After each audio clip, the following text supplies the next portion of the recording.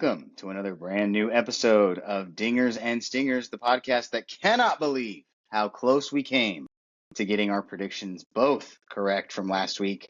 We'll talk about it later. When we go through our predictions from last week and make some more predictions for this week, we get to that segment.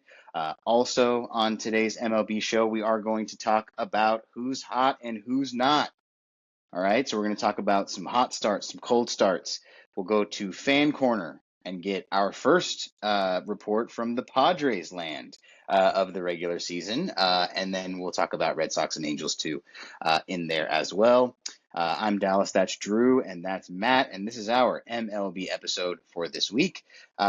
We are going to start by talking about a couple things that made some headlines across MLB this week. One great thing that we love to talk about is Angels and Yankees. So Angels, Yankees, they played in the Bronx, 4 games. Nobody really was thinking too much about it before the series started. And then it came up that the Yankees started sliding a little bit. The Angels are kind of mashing at the moment. And all of a sudden it looked like maybe this could be a little interesting. If anything, a get-right opportunity for the Yankees, right? Well, what we came away with was Mike Trout and Aaron Judge putting on an absolute show for 4 straight games in that series. I mean, I just wanted to take a couple minutes and bask in the glory of what these two guys were able to put on for us these games. They really, really showed out. Yeah, I mean, it was like anything you can do, I can do better. The series with 2 of the greatest players of our generation, 2 first ballot Hall of Famers, closer in age than you would maybe think, given how much longer Mike Trout has been in the league. But I thought, like we talk about Aaron Judge, every show talks about Aaron Judge. He's won 3 MVPs in the last 4 years. He's very good. He's the best player we have right now besides Shohei.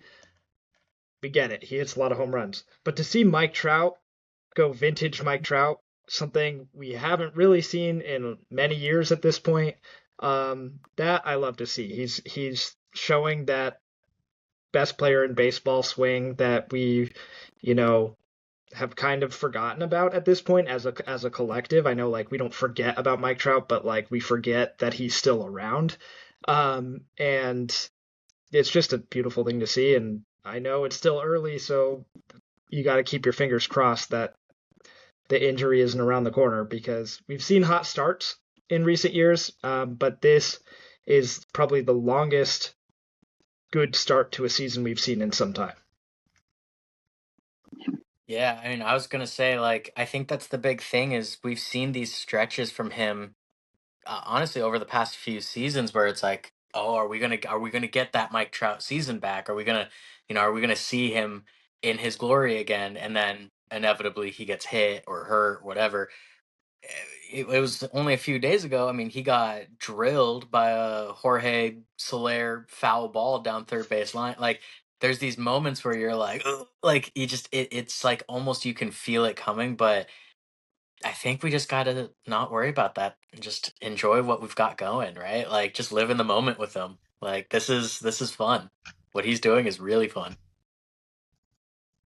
Yeah, just two multiple time MVPs, just having a ball out there in April.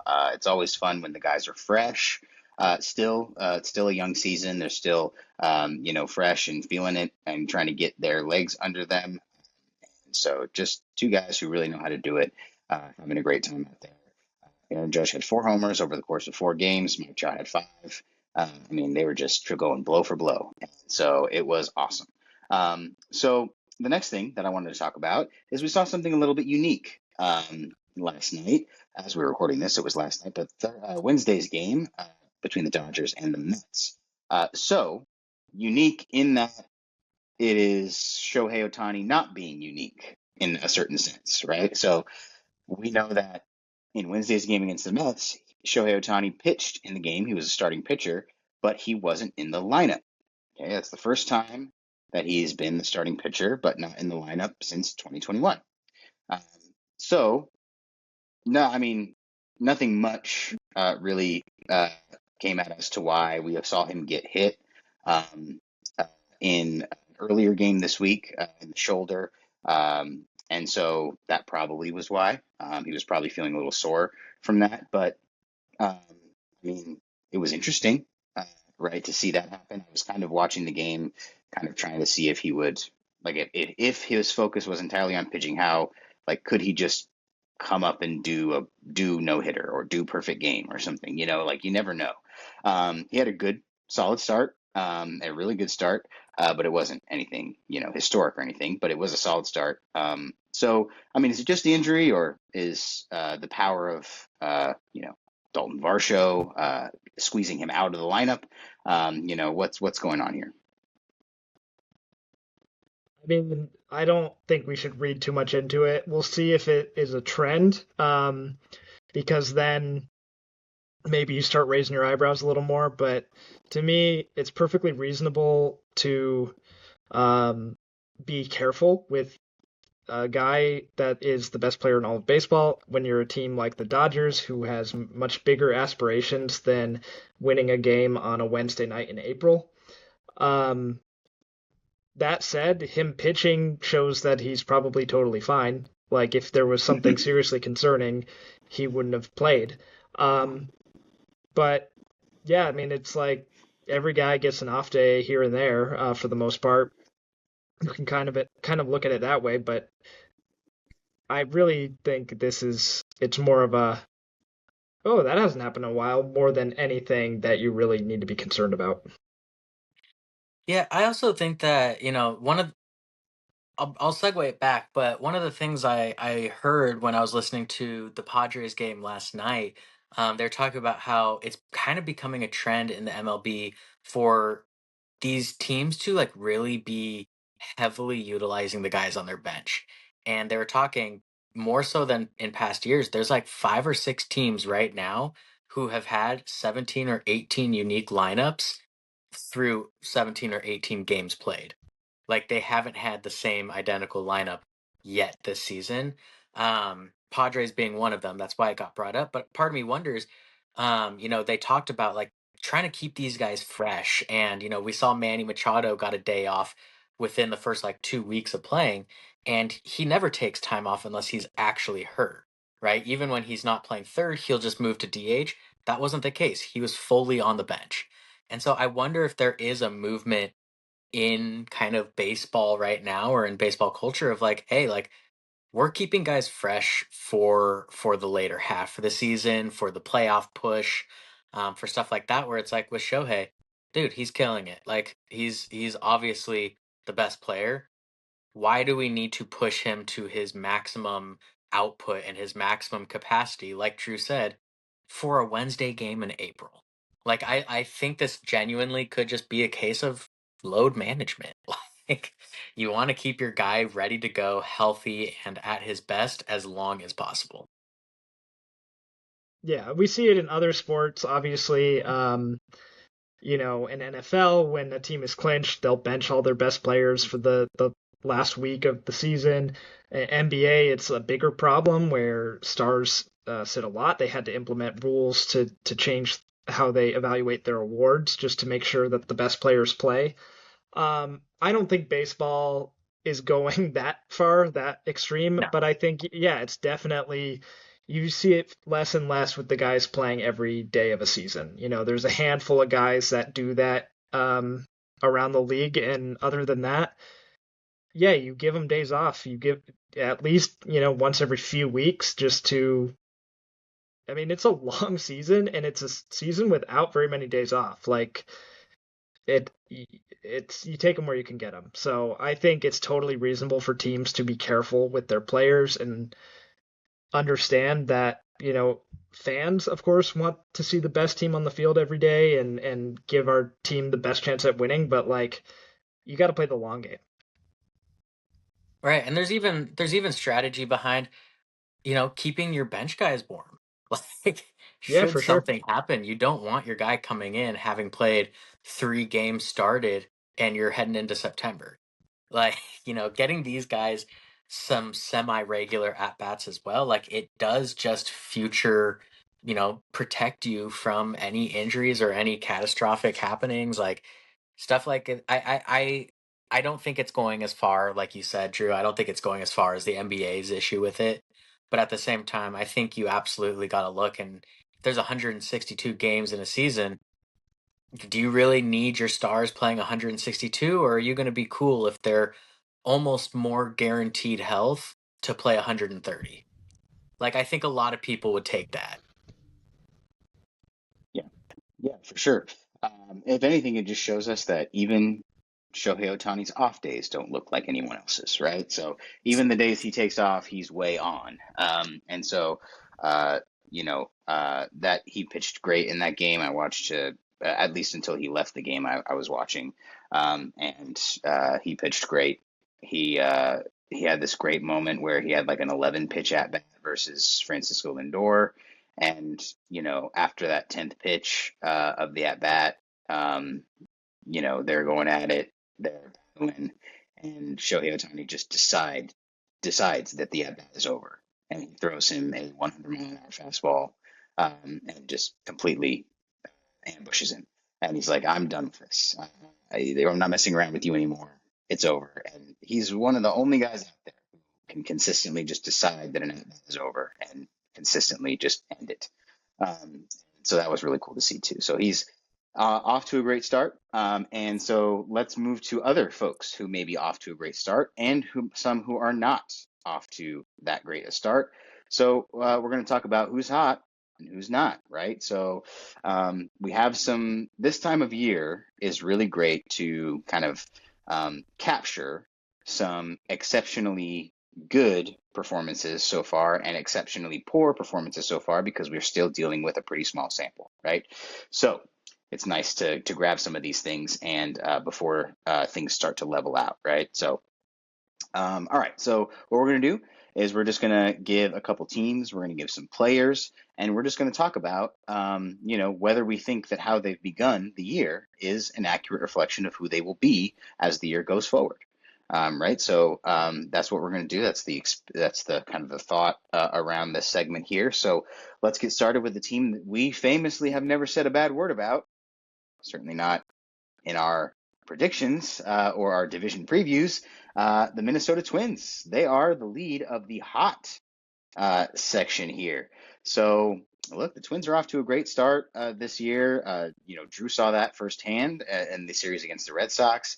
The offense is on fire. The team is winning. So let's talk about the Twins and how they are getting to this point where they are leading the division, and if we think that there's something here that maybe we missed in the preseason that led us to be not so positive about it.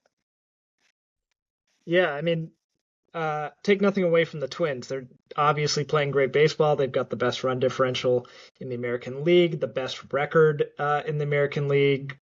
Well, technically second best, but percentage points, the most wins in the American League. And I stand by my preseason prediction. I don't think they're gonna end up in this position all year.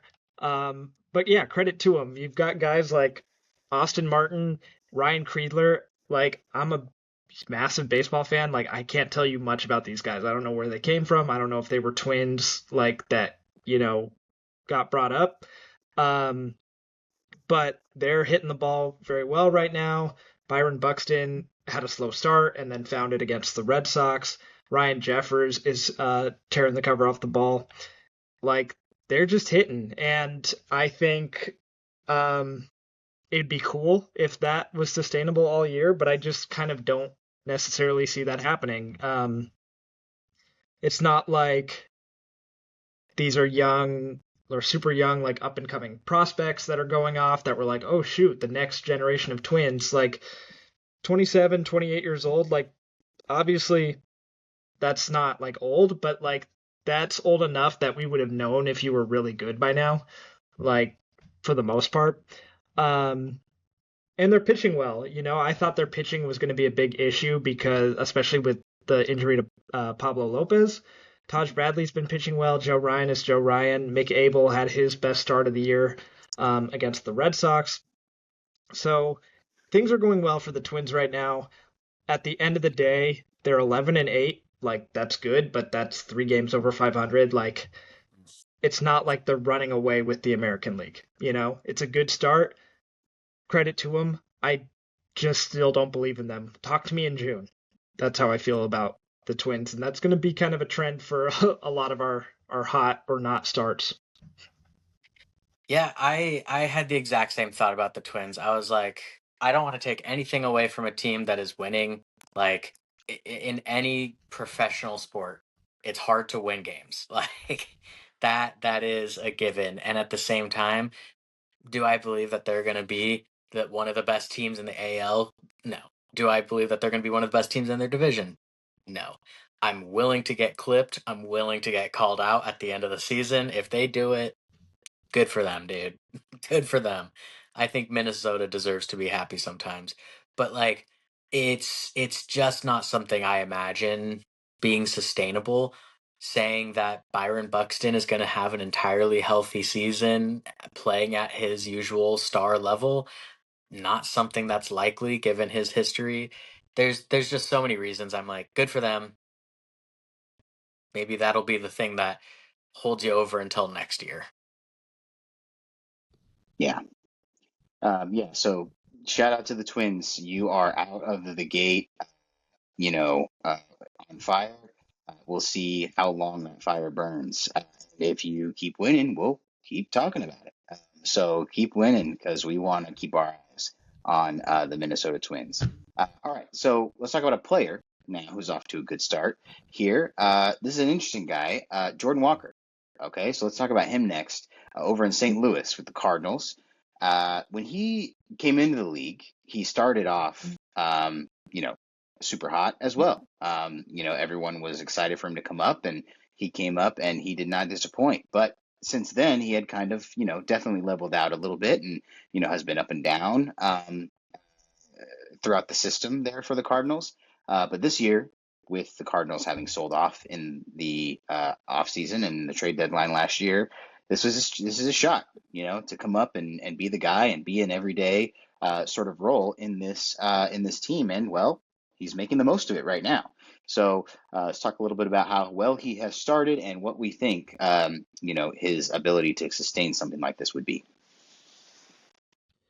Yeah, this is awesome to see. Like you said, he was like a top prospect, came up quick. He was very young, and then it kind of fizzled. Like it's been a couple years now since he first came up, and we hadn't really seen anything come to fruition in terms of the star that we expected until now.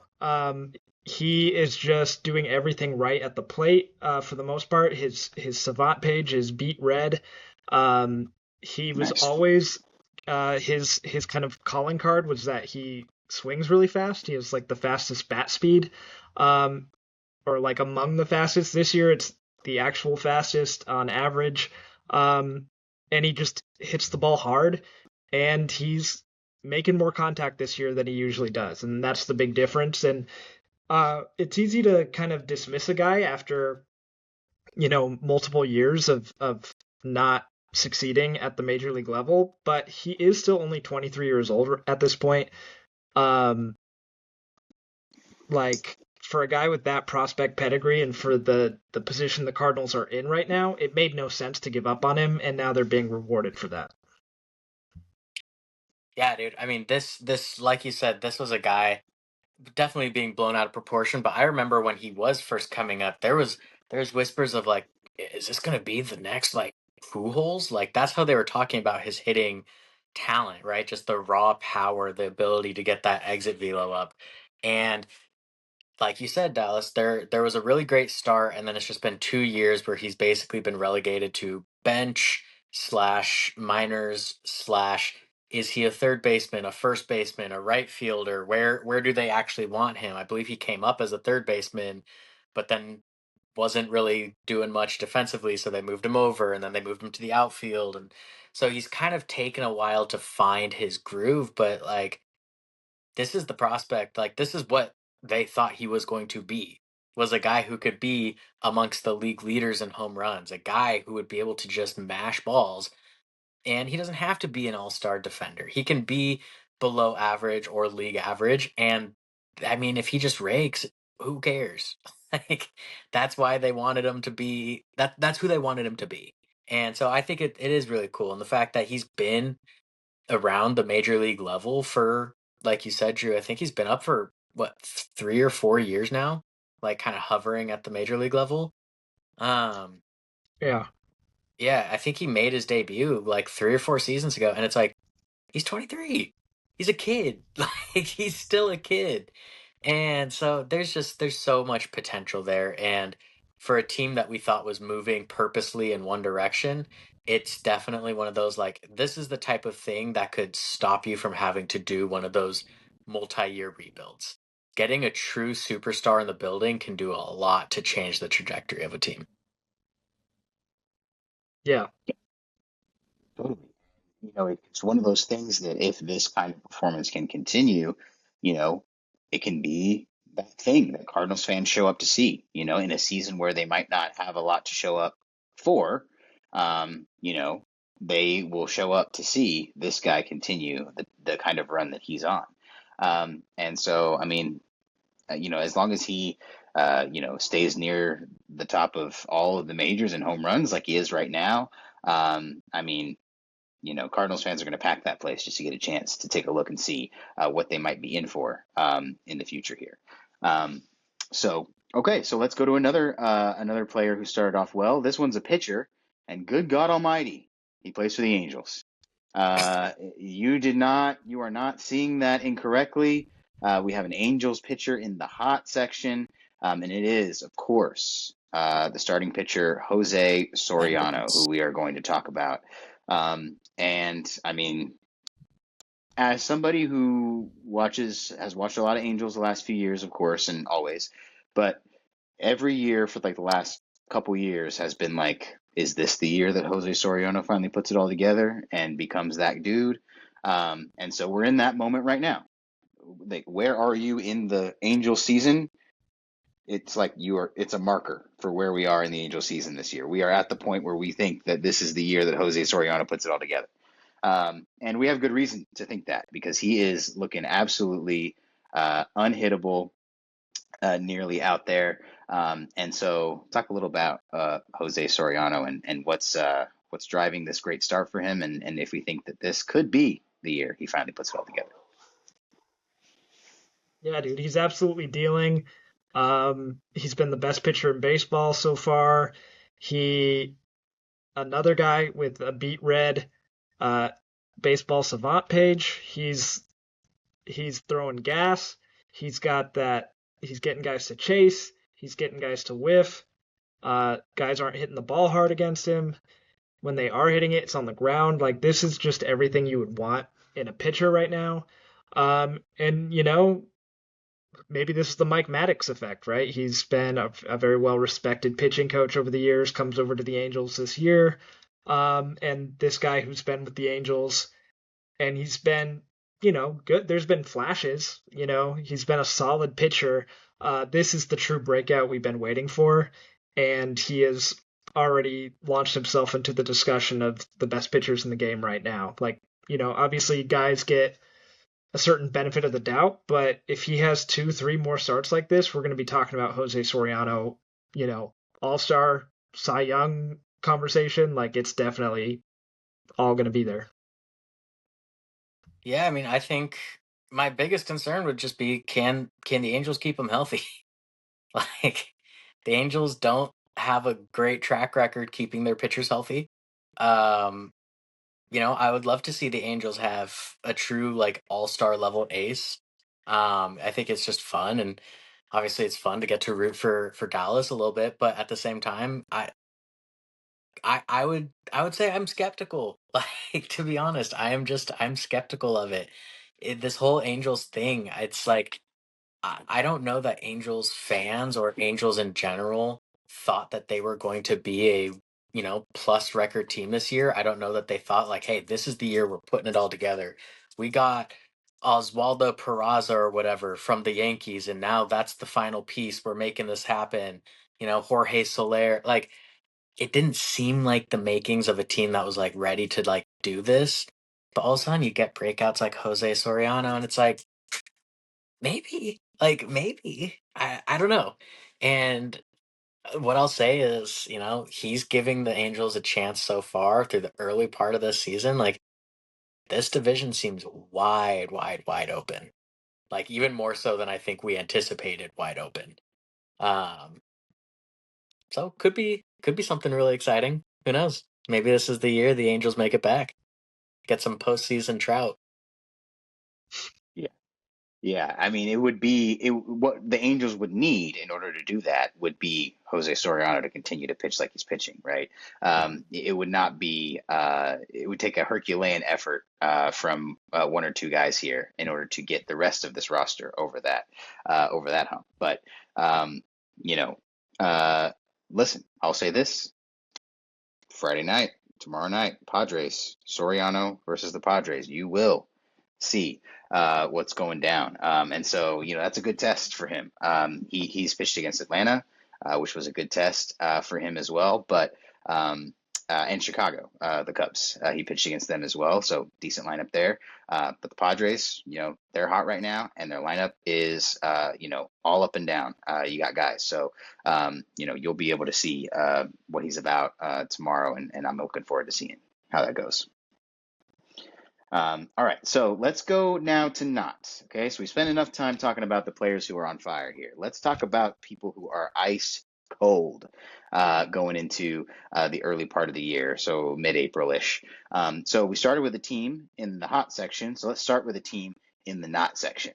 Okay, and we talked about it a little bit earlier in terms of who they played against, but not about them, the New York Mets. Okay, they are not off to the start that anybody in Metsland wants to see. They're just one of the worst, performing teams right now in baseball. And, there's a big reason why that might be that we might talk about. But the team just isn't really putting it together. And so let's talk a little bit about the Mets and what's fueled this cold start here. They're just not playing good baseball. And it kind of looks like, despite the fact that they overhauled the roster and changed a lot of personnel there, they've got a similar vibe issue. I haven't seen necessarily like fights and things like that, but like Francisco Lindor has had multiple moments this season where it seems like his head was not in the game. Little mental errors that just are not what you have come to expect from a player of that caliber and a player of this, however many years he's played in the big leagues and been a crucial part of whatever team he's on. It's out of character, and he's not playing very well either. Just statistically speaking, like he's not hitting very well this year. Mark Vientos has been a big problem. Bo Bichette hasn't hit for them yet. Jorge Polanco, Marcus Semien. So like all these new guys, plus, Francisco Lindor, one of the main holdovers, just not performing yet to start the season. And it definitely is of concern. Devin Williams has not been sharp to start the year. I will say their pitching as a whole, like Nolan McLean has looked great so far. Freddie Peralta has been fine. Clay Holmes has looked really good. Like there's still like, the little reasons we thought they might be good. Some of them are still there. Juan Soto is still Juan Soto, but it's been kind of a strange start to them, and like didn't help that you just played the Dodgers, but they did not look like they were in the same league as them for the most part of that series. Yeah, well, and like you said, Juan Soto's been Juan Soto, but Juan Soto's been hurt now for about a week. Like he was looking solid, but at the same time, without Juan Soto, that's like the big piece of this lineup. That's what you construct your lineup around. You don't have like that guy who's just like an automatic, like you are scared of him when you go up to pitch. Before they had Pete Alonso, where at least he was still kind of that threat. Francisco Lindor is supposed to kind of be that next guy, and he just hasn't been this year. And so I don't know. It's concerning for sure. Like, do I think that the Mets are going to be the worst team in baseball this year, as their offensive output has kind of suggested? No, but also I don't know. Like the vibes were so toxic already last year, it felt like. And the fact that this year they overhauled like 80% of that lineup and it still just feels off, that's concerning to me. Because that means it's coming from either one of the holdover guys or it's coming from something higher up. And either of those are not good signs. Yeah, and that series against the Dodgers, it's a little poetic, where it's like the Mets had their eyes on so many guys or a couple guys that the Dodgers got in the offseason, right? I'm sure they had their eyes on Kyle Tucker as an option for them because they're another team that likes to spend just as much as they want, and they certainly wanted Edwin Diaz to come back. Certainly, they wanted him back, and the Dodgers were able to swipe both of those guys. And so it's one of those things where you are a team like the Mets, you come in to a series against the Dodgers, a team that stole a couple guys from you that you thought you might have a decent shot to get to improve your team or to keep it, keep it good. And then you just come in on a skid, you're playing poorly, and the morale is low because you're watching the Dodgers get away with, the guys that you wanted. And so, it's never a good feeling to go in there and not be able to step into that, and not even more so just step into that, but even look like you belong on the field with them. It's tough. And so, yeah, the Mets are off to just one of the toughest starts you could have out there from a team performance perspective. So again, narrowing down from a team to certain players, we have a couple guys we want to talk about here as well. So one was a guy who we didn't really know much like what to expect necessarily from this guy when he came in this year to MLB. But he came over and it is Tatsuya Imai. So the market around him in free agency kind of reflected the fact that no one really knew what to expect because he kind of fell around to the Astros on kind of a, short-term deal, kind of thing. And so the early returns from him, let's talk about that and why they might not be ideal here. Yeah, well, the biggest concern, like, yes, he has a 7.2 ERA. Obviously, that's not good, but like with small sample size, early in the season, not the end of the world. But I think the problem is exactly how small the sample size is. He's made 3 starts.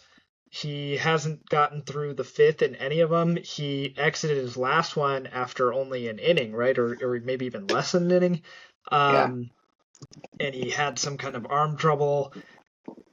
They're saying it's like probably not that big of a deal, but also there was like quotes that it was like maybe he wasn't quite ready for like the grind that is Major League Baseball.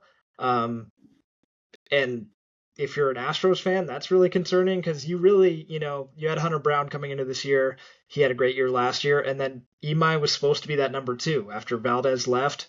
You kind of expected him to fill that void, and so far that hasn't happened. And there's real reason for concern that it might not happen. Now, like there's some underlying numbers that are not that bad, but if you can't pitch, then it doesn't really matter what the numbers are because you're not in the field.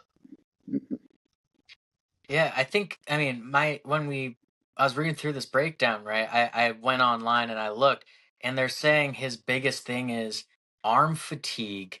And his reasoning for this arm fatigue is that he's not sure he was ready to adjust to, quote, American culture.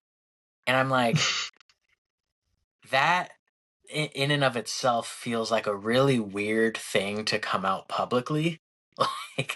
Like, you're blaming the what the food. You can't stop yourself from eating unhealthy, or what is American culture Right. and why Like does it that. fatigue your arm? Like, Yeah. Yeah. Like that's fine and maybe even expected to have a hard time adjusting. But yeah. your focus should be your arm right now. So like, Right. Right. It's like you're getting paid so many millions of dollars. If you can't handle the American food, hire a personal chef and your own everything. You've got millions of dollars. Like your job is your arm. And so to me it's really weird vibes already that that would even come out publicly, let alone like that be the actual reason. So I don't know if there's something underlying. I know baseball can be a little weird with their injury reporting, but that to me is really odd to say the least. Yeah.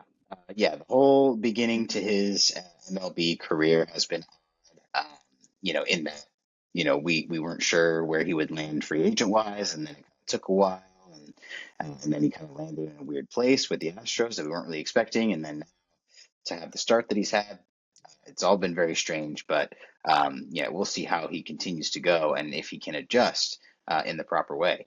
But speaking of guys who are maybe still trying to adjust to new homes, even though the home isn't that new anymore.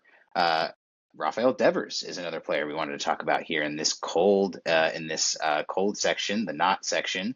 Um, because he's not having, again, a great start to the year. And, it's his first full year as a Giant, first full season, and he's not making the best impression on Giants fans over there, at least to start off. So, what do we see going on here? And do we think that he has the ability to bring it on back up? yeah, I'm not gonna go out and say Craig Breslow was vindicated because the return we got for that we've proven to misuse and bungle and whatever. But Right. um, yeah, this is definitely a concern. I think anyone can be prone to a slow start, and definitely not ruling out the fact that Devers can turn things around. He's only 29 still. It seems like he's been around forever. Um, but the problem is his bat speed has been decreasing steadily over the last few years. And it's only 36th percentile right now in Major League Baseball. And I think, as a guy who he's kind of known for chasing pitches, but like not in the way that leads to a ton of strikeouts because he's like weirdly good at hitting bad pitches. I think that will, start to diminish if your bat is way slower than it once was. You're not going to get to those balls that you used to be able to get to and smoke into the gaps. Um, I don't, he's not fielding well. He's not running the bases well. He's not hitting well. I don't know. It's a weird thing to like sit here and say that Rafael Devers. I'm concerned about his bat, but I'm definitely concerned about his bat. And if you're a Giants fan, it's a bummer because you're locked into him for quite a while now. Yeah, well, and the funny thing that I think I at least think about when you said that was it sounds like another guy that they just signed this offseason, and it seems to be kind of an issue underlying this Giants offense as a whole. But I mean, they signed Luis Ariz this offseason, the king of a slow bat speed, poking at balls and just getting on base due to like weird contact. And he hasn't really been able to put it together there either.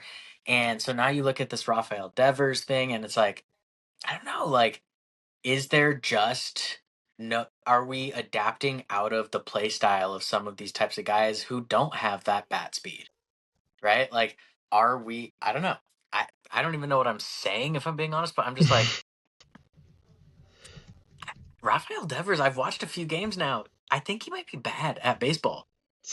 I'm ready to say it.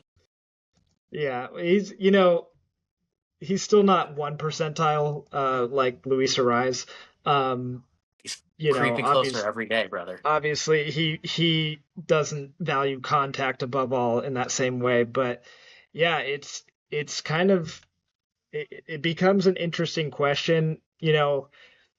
Again, Rafael Devers we could be looking back in 2 months and laughing at ourselves for these takes. Like maybe he turns it around and it is totally fine. But I figured already it wasn't going to be a good move for him for his numbers to go from Fenway Park being your home ballpark to Oracle in San Francisco. That's like two very different places to hit. Especially for a guy who, can go the opposite way a lot. Like that's very hard to do in San Francisco if you're a left-handed hitter. And then you just add it to the list of, guys in San Francisco who are locked in over there. Like I have really nothing against Willie Adames or Matt Chapman, but like, are those centerpieces of a championship lineup? I don't think so. I think they're more complementary players. You would rather have them be like your fourth, fifth best player, if you're a really, really good team. So, um, yeah, I don't know. Like, when does Buster Posey start to get a little hot? If they're mid again, if they're worse than mid, like they've been starting out this year, new manager who's never managed in professional baseball before, like they took a lot of big swings, and so far they're misses. Yeah, for sure. And it speaks to, yeah, a larger thing with the Giants, which is why it was interesting to talk about. But yeah, I mean, we'll see with Rafael Devers. Is this, you know, The end. Drew's Russell Wilson trade moment? You know, does he watch a guy who he thought would be something go be nothing? And so we'll see. We'll keep an eye on that situation. You say he's not running the bases well. He's barely there. 260 on base. Good Lord. I mean, this is crazy what's happening. So yeah, we'll keep our eyes on that. So, all right, so that'll be good for our hot and cold segment for today. So, I mean, we not like it's a recurring segment, but it's our feature for today. We wanted to hit that before performances start to level out and it becomes less interesting to talk about. We have less shocking numbers to present to you. Okay, so we'll go now to Fan Corner, one of our segments that does recur week after week. Fan Corner segment is our opportunity to talk about our favorite teams a little bit, just in case we don't get to talk about them much in the main part of the show. So we like to do that. So let's start in Boston with the Red Sox. What's going on over there? Yeah, well, since we last talked, record wise, I would say like it's fine. We went 3-3. We won a series against the Cardinals, lost a series against the Twins, but didn't get swept. But the problem is that the three losses over the last week were like really bad losses, concerning type losses. So the first one was last Friday when Dustin May shut down our lineup. We scored 2 runs, and one of them was kind of like one of those like double steal situations, and so it wasn't like we were driving the ball against him or anything. We traded James Tibbs for him, by the way, who's like the best hitter in the minor leagues at the moment. Garrett Crochet then on Monday had not only by far the worst start of his career, like you could make an argument it was the worst start in Boston Red Sox history. Like 10 runs, 10 earned runs given up, or 11 earned runs. I can't remember now. It was a lot, and it was only 5 outs. He didn't strike out anybody. The velocity was down. And then, like, I don't know if this part is more concerning or less concerning, but after the game, everyone was like, yeah, he's fine. Like, no health concerns or anything. It's like, okay, so then what the hell was that? Like, what's going on? So, I don't know. He's the type where I could see him coming out the next time and striking out 12 and giving up 1 hit over 7 innings because he's angry now. So we'll see. We're all going to be anxiously awaiting his next start to see what the trends are. And then, yeah, Sonny Gray the day after also didn't look good against the Twins. And to be fair, this was in Minnesota. We already talked about the Twins in this episode. They've like weirdly gotten like some of the best pitchers in baseball to have really bad starts in Minnesota this year. So like obviously Crochet's was the worst, but like Skubal didn't have a good start there. Framber Valdez Out the didn't have a good trash start cans. there. Yeah, so I'm definitely certain that they're cheating. But they like I don't know. So like that gives me like a weird comfort. Like I don't know what's going on there. Maybe the Twins or just good. I don't know, but Roman hasn't gotten going yet. Duran, Caleb Durbin, Carlos Narvaez, these guys are all struggling at the plate. So these are the bad things. And then to give just like a little bright side, we're starting to hit the ball more in general. I know I talked about how Dustin May shut us down, but it took forever to get to 7 runs in a game this year. It wasn't until this past Saturday that we finally did that, and now we've done it 3 times. The the new addition Wilson Contreras has been great. He's been an on base machine. Connolly Early still looks really really good as a major league pitcher. Like he has now like 8 major league starts and he has an ERA in the twos. Ranger Suarez finally had a good start this week, so that was good to see. Now we're head back home. We got a home stretch against the Tigers and the Yankees, 2 teams that I predicted to win their respective divisions. So I think I'm going to know a lot more about how I feel about the Red Sox in a week. Playing them at home should help. Hopefully there's some energy.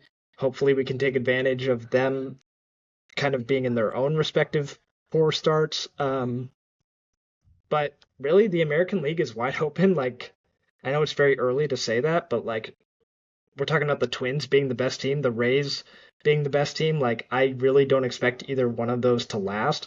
So, yeah, it's been a kind of a slow start, but there's still plenty of time to right the ship. Yeah, yeah. Like everybody's capable. Right now, it looks like everybody is capable of beating everybody. Like it's not. It's like on any given day there is a opportunity for you to win a game. And so, yeah, that's great. So, American League to the National League, Padres up next. Let's get our scoop on what's going on in Padres land. Yeah, I mean, right now we are riding, I believe, the biggest win streak of MLB right now. We're at 7 games. Right, we are actively in the bottom of the sixth against the Mariners, up 4-2. So hoping to close in on win number 8 in a row. But yeah, we've been one of the hottest teams in baseball after one of the worst starts in baseball, and it's this interesting. I don't know that I'm buying into it fully yet. I'm very optimistic as a sports fan. You guys can all attest to this. I am a very like rah rah go team. I don't care how bad we are. Something still just feels off with the top of the Padres lineup. We have 3 guys making a bajillions of dollars, and none of them are even hitting like 250 yet. Like Manny Machado has a good OBP, bad average.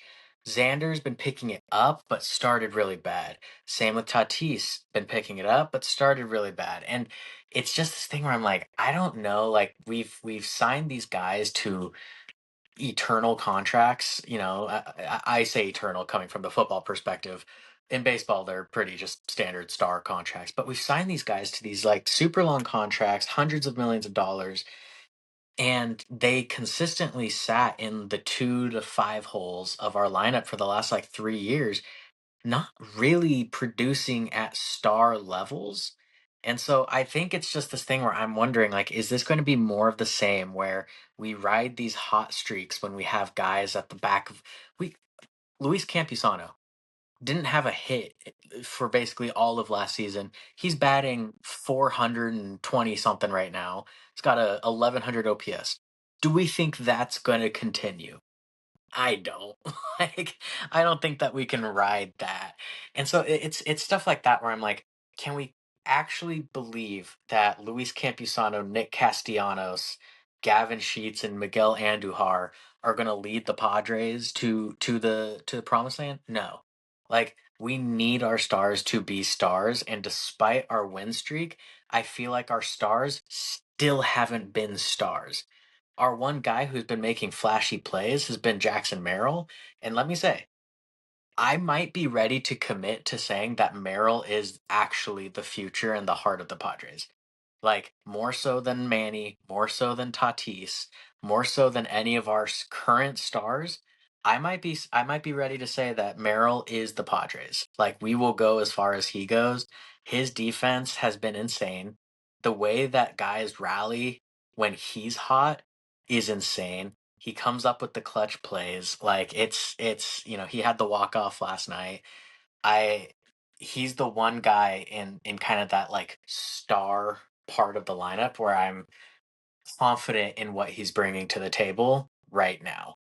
The other guys just don't look like they care, and that's concerning to me. Like I want them to be mad that they're not playing well. You know what I mean? And one thing that I've heard Merrill talk about is the fact and I love this attitude. He always says he's like I love to win, but I hate losing more than I love to win. And that's what I think the Padres kind of are missing right now with our stars is we got a bunch of guys who are more than happy to win, but they also don't seem to care that much when we lose. Like they're not so broken up about getting knocked out of the playoffs every year or coming up just so dry at the end of the season. Like I want these guys to be pissed. You know what I mean? And so that's what I see in Merrill, and that's why I think he's just kind of got that it factor that we need. Um, Other than that, I mean, I was pretty indifferent on the Craig Stammen thing. I'm coming around on Craig Stammen. He seems like he's doing a good job, especially a first-time manager. He's putting together lineups in an interesting way. He's letting guys try different things. He put Tatis at second base, and all of a sudden he starts hitting. And we had uh, Jake Cronenworth was our leadoff for the first like week, and then all of a sudden Ramon Laureano was hitting. So you know what? He's our new leadoff. All he's done since he took over at leadoff is rake. And so it's this interesting vibe where it's like you never quite know what the lineups are going to be because I think we've done 18 different lineups in now 19 games. I don't know if there was a unique one tonight, but he's at least trying stuff. Like he's not just setting and forgetting his lineup and saying, this is the lineup we have and they hit here because that's what they do. It's like, no, dude, if you don't deserve to be in the two hole, you're out of the two hole. If you don't deserve to be leadoff, you're out of the leadoff. Like we're gonna put you where you're kind of earning. And he even came out and said, he's not afraid to make some players angry. He was like, I don't care if Manny's mad at me for benching him for a game or for moving him in the lineup. He's like, he's gonna play where it's best for him to play. And I'm like, that is what I think our guys have needed for a long time. It's why I was a big advocate for Pujols because I thought he couldn't be big dogged by other egos because no one in the Padres organization is a bigger deal than Pujols.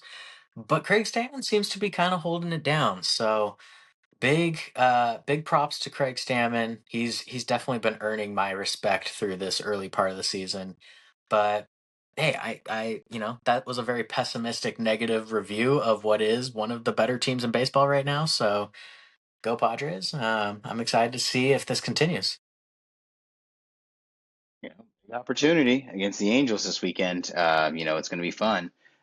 It'll be like we've done Red Sox Padres. We've now done Angels Padres once the weekend ends. So we're getting it in early this year. The pod on pod violence. But all right. So let's go to the Angels. We talked a little bit about the big headlines for the Angels for this week, so it won't take too long here. Obviously we talked about Mike Trout. He had a great week, an incredible week for him. Jose Soriano is the headline for the Angels, all up and down. Every start he makes is eye-popping.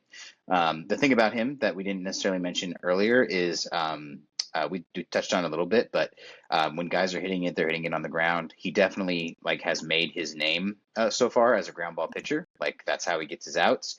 But this year he's racking up the Ks in an interesting way as well. And so if he can add this sort of swing and miss, this whiff thing that gets him high K numbers, and also when they are hitting the ball, it's going on the ground. Now we got something cooking. Now we got something cooking. And not only do you get those ground ball outs, but you're turning things that would have maybe been fly outs or bloop singles or things like that into whiffs. That now you can work. And so, it's really exciting to see that. I think Kurt Suzuki is doing a great job, getting to play manager for a year. He's going and doing all the things that look like he's a manager. He's sitting there, keeping the steely look on. He's getting thrown out of games every now and then. He's having a real ball out there. So he got his chance to play manager for a year, and he's doing it. So good for him. He's getting his money's worth. What else? Other than those things, it's been very much same story for the Angels. Kikuchi looks like he's fried.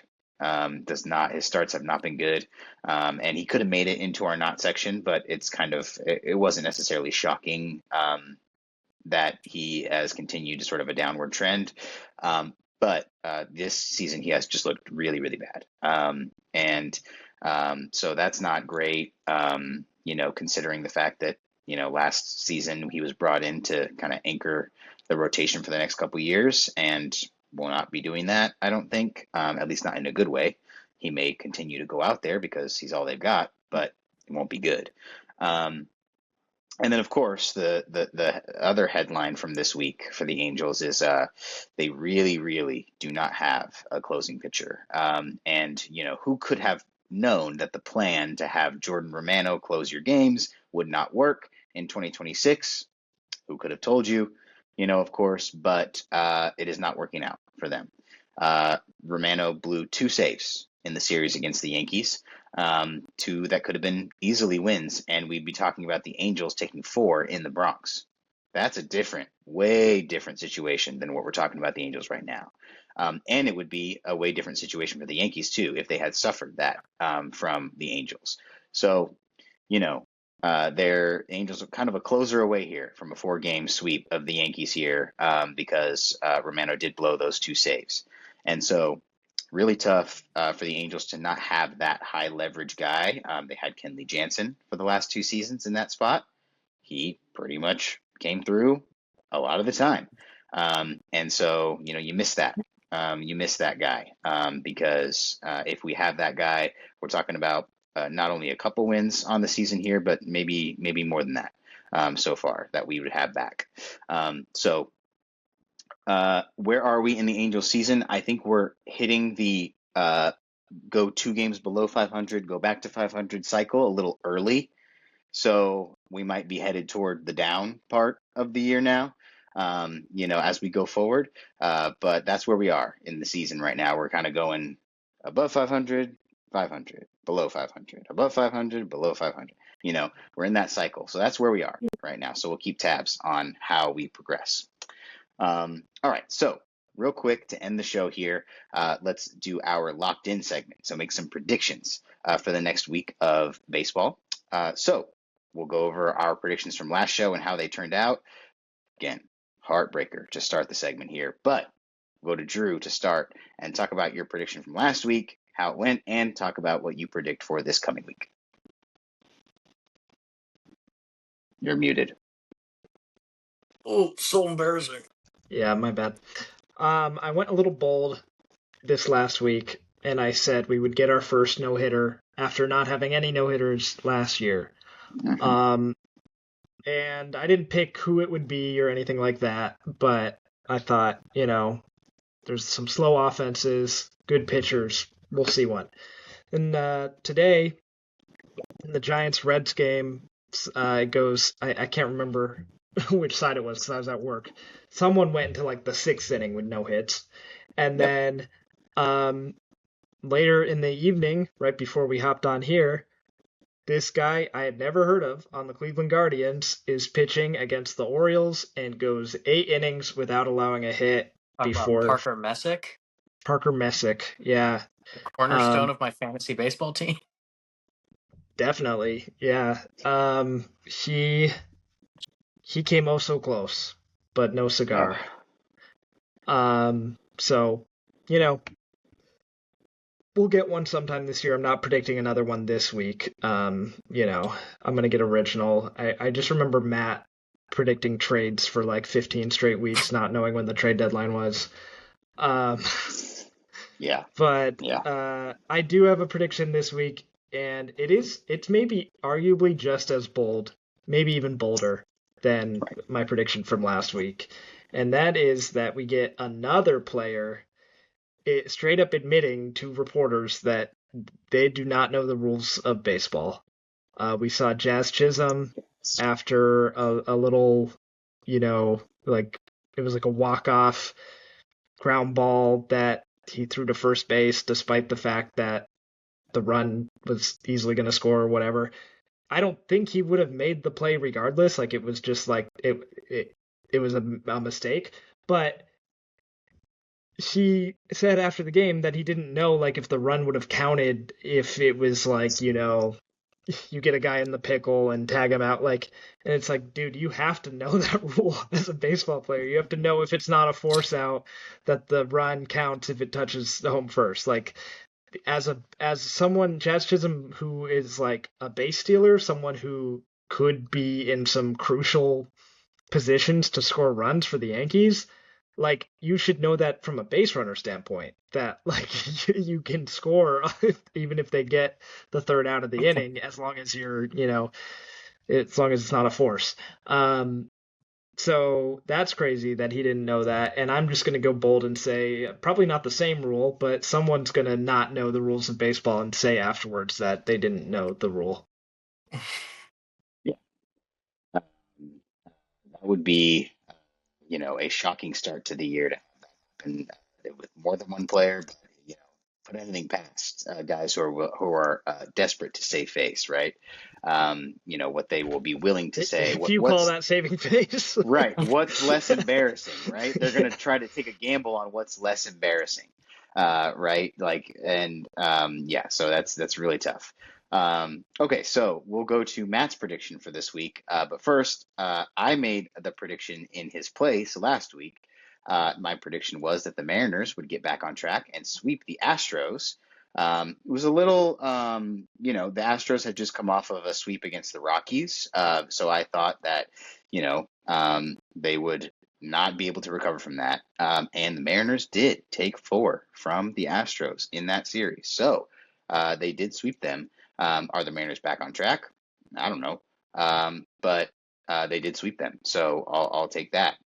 So what you got for us this week, Matt? Yeah, this week I think I looked it up before this. I believe the current record for most consecutive games with a home run hit stands at 8. I think there's like 3 or 4 guys who've done it. Ken Griffey I'm Jr. predicting I was one. Yep. one of them. Yeah. Yep. I'm predicting this week Mike Trout breaks that record. I believe he's going to tack on a home run in the next I believe Dallas it is 5 next games. Yeah, that'd be 5. If you had I'm 9, yeah. hoping that the Angels play 5 games between now and next Thursday.